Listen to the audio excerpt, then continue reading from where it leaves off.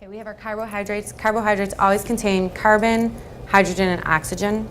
Monosaccharides are the simple sugars, the simple carbohydrates.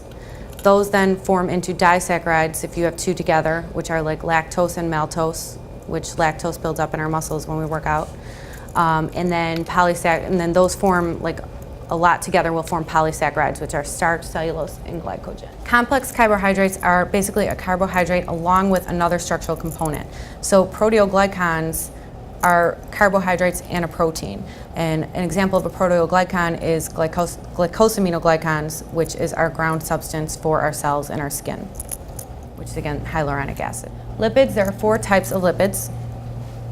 There's fats, which serve as energy reserves. There's phospholipids, which make up a large portion of cell membranes, which is why you want to have lipid-soluble products. A lot of times you'll need a lipid-soluble product to penetrate the cell membrane.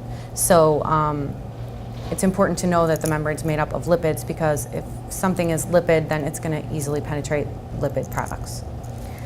Waxes in the form of ceramides will protect the skin barrier, and then steroids are hormones responsible for many body functions. And cholesterol is the most popular steroid. Enzymes.